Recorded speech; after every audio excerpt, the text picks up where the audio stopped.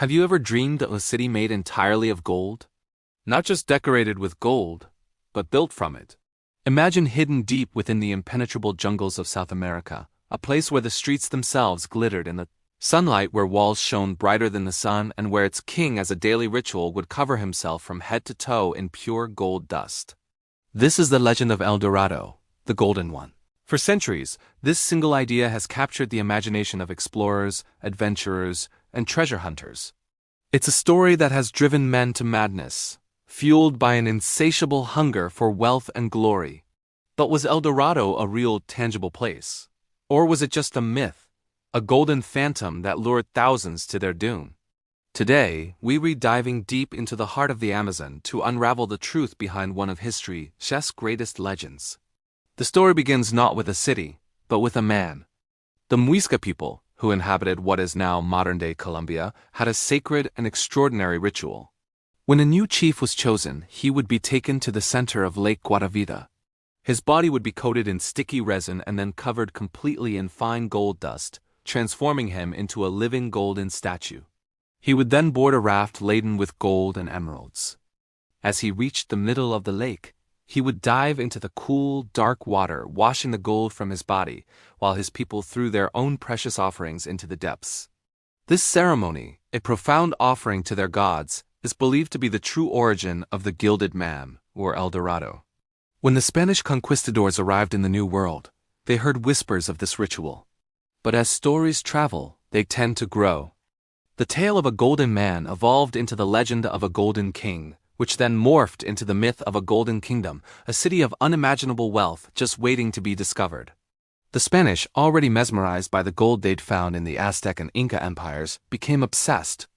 The promise of El Dorado was too tantalizing to ignore. The hunt was on, and it was brutal. Explorers, driven by a feverish greed, plunged into the vast uncharted wilderness of the Amazon. They weren't just looking for treasure. They were chasing a dream.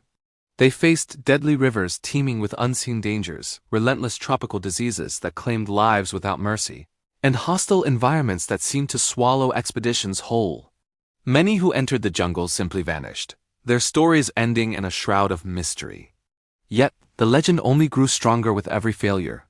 Some survivors returned with tantalizing clues that fanned the flames of obsession. They spoke of seeing distant mountains that sparkled under the midday sun, as if they were made of solid crystal or gold. Others claimed to have found intricate golden artifacts and emeralds in remote caves, proof that immense wealth was hidden somewhere in this green labyrinth. Local tribes, when questioned, often told stories that seemed to confirm the Spaniards' hopes. They spoke of a great lake where a golden man made offerings to the gods before disappearing beneath the water, a story that perfectly mirrored the Muisca ritual. In 1541, one of the most ambitious and ultimately tragic expeditions was launched. Gonzalo Pizarro, the half-brother of the man who conquered the Incas, and his second-in-command, Francisco de Orellana, led a massive party into the Amazon. They set out with thousands of men, hundreds of horses, and a burning conviction that they would be the ones to find El Dorado. What they found instead was starvation, disease, and despair. After months of grueling travel and immense loss, the expedition fractured. Pizarro turned back with only a handful of survivors making it out alive. Orellana, however, pushed forward. He and his men built boats and drifted down an unknown river, hoping it would lead them to civilization or, better yet, to the Golden City. They became the first Europeans to navigate the entire length of what we now call the Amazon River. They didn't find El Dorado, but the whispers they heard along the way kept the legend alive. They returned not with gold but with stories, and sometimes, stories are just as powerful. The obsession wasn't limited to the Spanish. Nearly a century later, the famous English courtier and explorer Sir Walter Raleigh became captivated by the tale. He believed El Dorado, which he called Manoa, was located near the Orinoco River in modern-day Venezuela. He was so convinced that he led 2 expeditions himself, risking his reputation, his fortune, and ultimately, his life. Raleigh, like so many before him, found no golden city. His failure to deliver on his promise to the English king eventually led to his execution. He died still believing that El Dorado was real, just beyond his reach. So, if no one ever found a city of gold, does that mean the entire story is a lie? Not exactly. The key, it seems, lies back at Lake Guatavita. Modern archaeology has confirmed that the Muisca ritual was very real. Over the years, numerous attempts have been made to drain the lake to recover its treasures. While a complete draining has never been successful, incredible artifacts have been recovered from its shores and depths.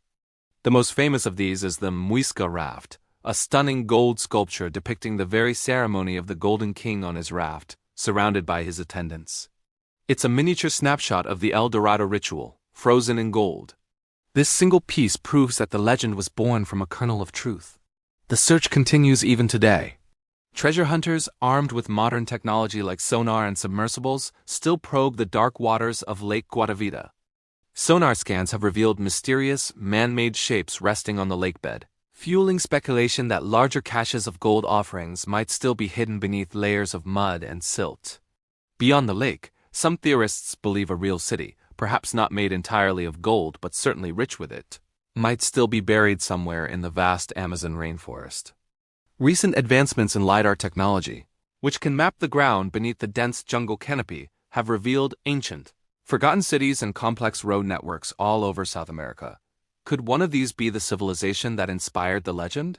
Could El Dorado be lying in wait, concealed by centuries of jungle growth? Or perhaps there's another interpretation. Maybe El Dorado was never a physical place. Maybe the real treasure wasn't a city of gold, but the relentless, burning human spirit of discovery and the obsession that drove these men forward. It represents our endless quest for the unknown, our desire to believe in something magical and bigger than ourselves. The legend of El Dorado is a testament to the power of a story, a myth that shaped history, redrew maps, and defined the age of exploration. So what do you think? Was El Dorado a real city of gold, still waiting to be found? Or was it a powerful myth born from a sacred ritual, a story that grew so large it consumed the lives of those who chased it? The jungle keeps its secrets well, but the legend of El Dorado continues to glitter, as alluring today as it was 500 years ago. Thank you so much for joining me on this incredible journey into the heart of a legend. If you enjoyed this exploration, don't forget to hit that like button and subscribe for more adventures into the mysteries of our world. We'd love to hear your thoughts in the comments below. Until next time, keep exploring.